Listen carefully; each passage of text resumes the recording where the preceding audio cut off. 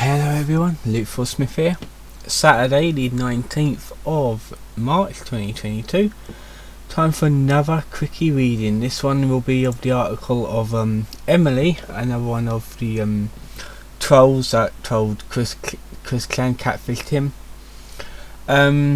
This article is about the troll sweetheart who went on a date with Chris on the 16th of March 2009. For the Emily identity that Chris assumed as Twitter handle Starnight2891. See Nightstar2891. Emily Julia Sheffield, born 1990, is Chris's one-time sweetheart with whom he went on a date. Yeah, he only went on a date at one time. The date memorably ended in disaster when he was trolled IRL by a man dressed up as a pickle, which we already covered in one of our recent videos a few weeks ago, I believe.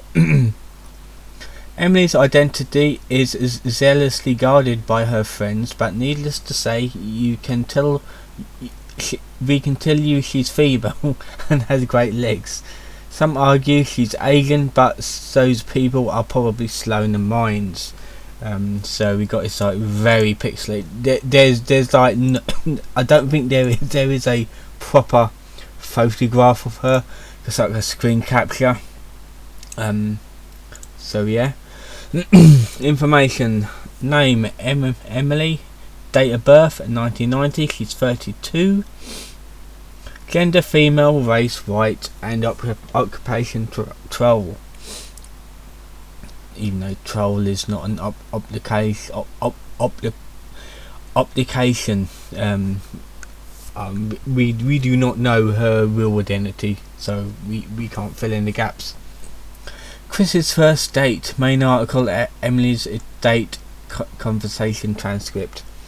In March 2009. Shortly after Julie turned out to be a 13-year-old boy, Chris vowed that he would return to his real-life exploits of stalking women in public places in order to gain his sweetheart. Emily, a journalism student and head of the Sonic Girls chapter at West Virginia University, and totally not a troll, decided to take Chris up on his offer and asked if he'd like to go out to lunch sometime. Chris actually stood up Emily the first time on the 16th of March 2009 because he was too stressed from his parents arguing whenever she was real or not.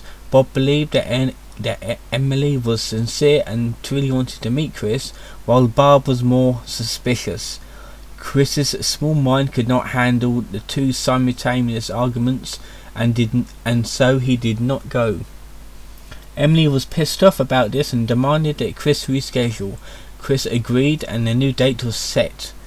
When Chris finally did meet up for a date on the 19th of March 2009 at Charlottesville Fashion Square, he brought his 81-year-old father, Bob Chandler, along. Yes, he brought his dad to his first date. Oh, that would have been cringe. Even though, yeah, I did see the footage, the candid footage that was taken of that. At least it wasn't his mother. Chris would later confide to Ivy that he was very proud that he didn't soil himself when the pickle man appeared. Kiss fail, and we got a big quote for this. Well, when I was going to ditch him for the man in a pickle suit, Chris had his arm extended like he wanted a hug, so I was like, sure, whatever, and was just going to give him a half-assed hug. Lord, what a dumb move. I'm a small girl, so I have narrow shoulders. His large fucking arm basically weighed down on my neck, over my shoulder and tightening, and what I could see in the corner of my eye was Chris puckering his lips and moving his face closer to mine. That would have been fucking terrifying. I did a duck and turn to avoid it, and if I seriously turned my head to get a better look, he may have as well gotten my lips. I wonder if Chris was I wonder if was that Chris was going for. The surprise kiss on the lips when the girl turns her head. Too bad it only works in anime and movies, or really suave guys. And that was Emily. Post-date conversation, basically a massive transcript right here, which we're gonna read the rest of this, and we're gonna look at the video. Hindsight. On the 17th of April 2009, a white knight / counter troll named Harbel revealed to Chris by email that Emily was a troll, and she wore a wire during her date with Chris. If you don't know what a wire is, that kind of slang, it's basically a if someone's like mic'd you up. It's basically what the police do if they want to like get information out of someone. They send a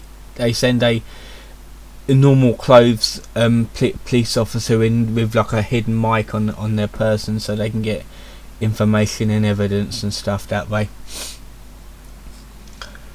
In said email, Chris was also directed to audios of the conversation with Emily on the website of the Miscreants.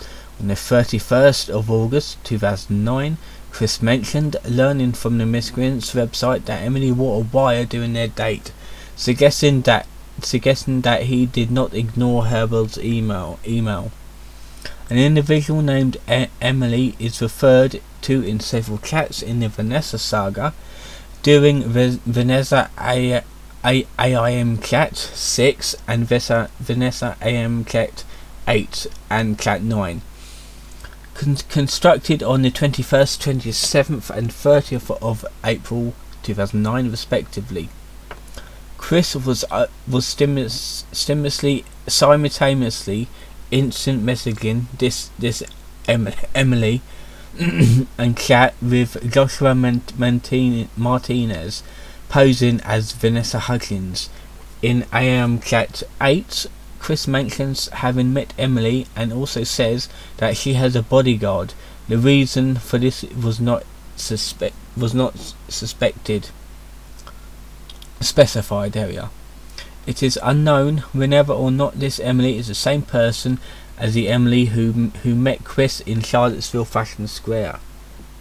All the references to the Emily from the Vanessa saga came after Herbel's Harbel, I think it is, email. Therefore, if we assume that the two Emilys are indeed the same, an explanation is needed as to why Chris continued being in contact with her despite Herbel's warning. It may that be it took a while for Chris to come to terms with the information that was sent to him. Herbel also told Chris that Ivy was a troll, and yet Chris continued being in contact with her afterwards.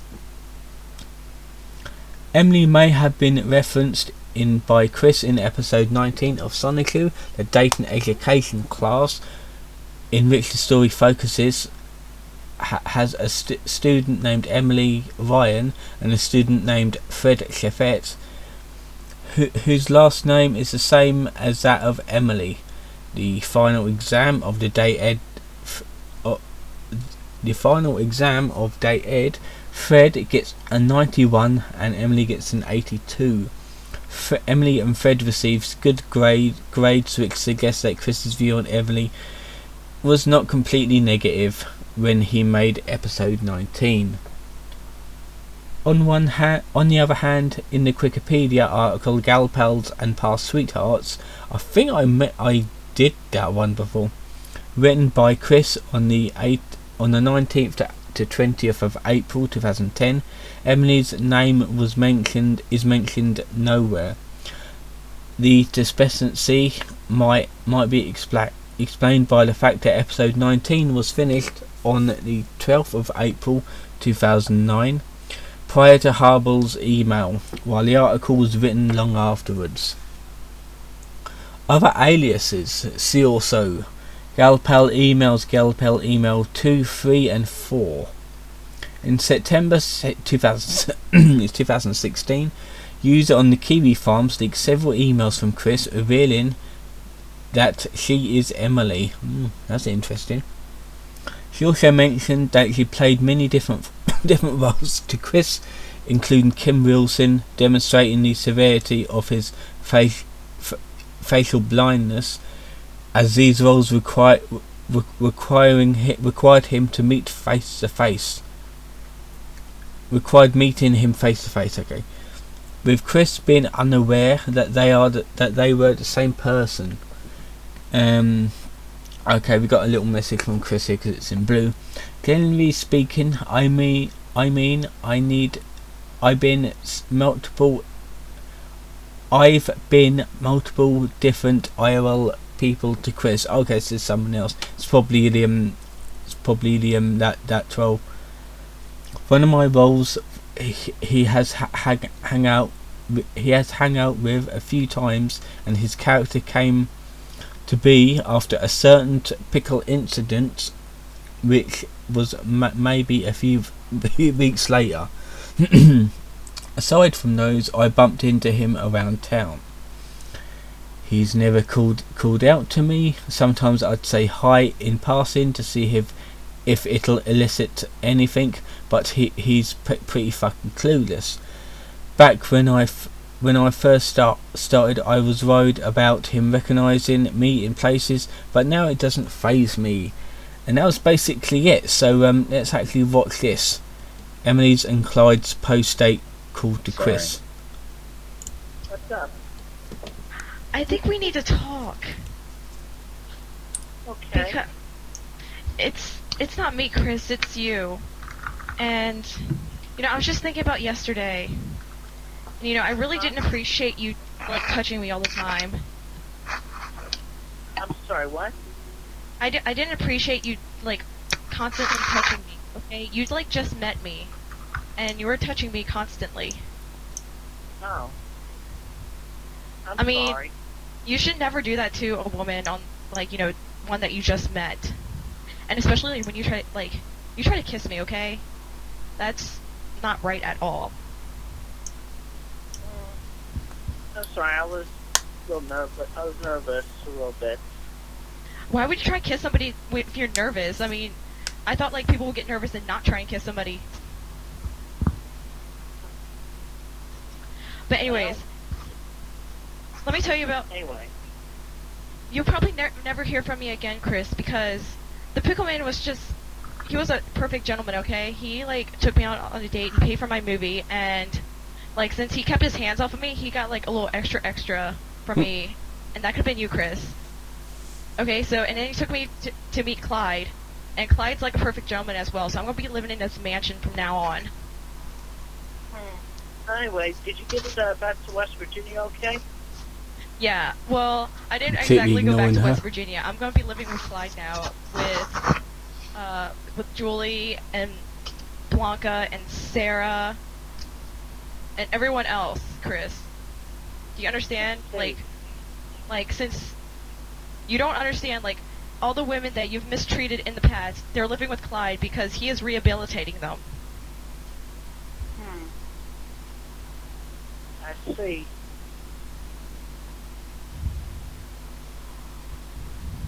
Well, I don't know what to say. So, do you have anything else to say?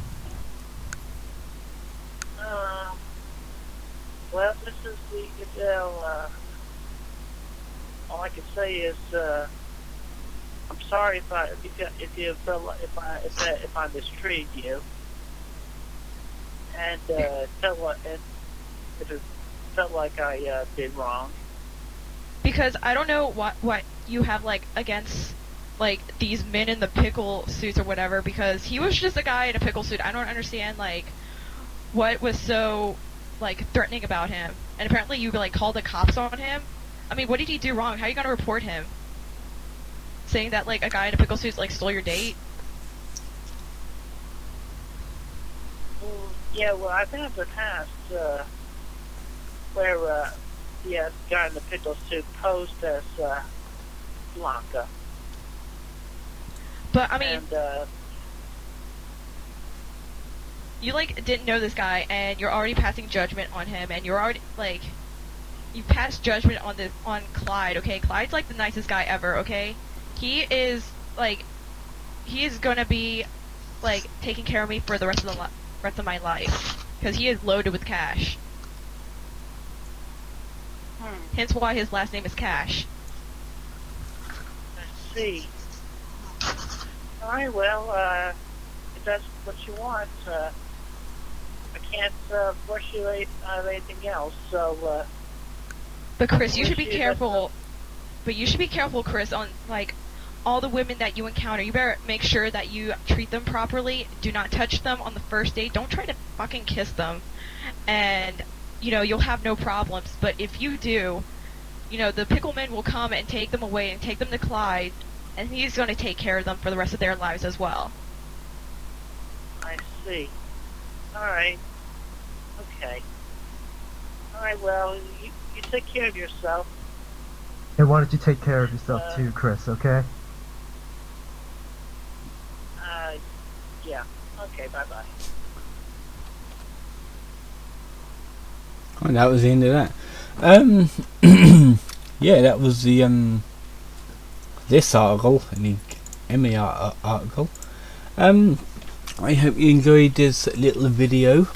I'm going to be uploading this straight away, and after this I'm going to be making a another review video for sometime next week.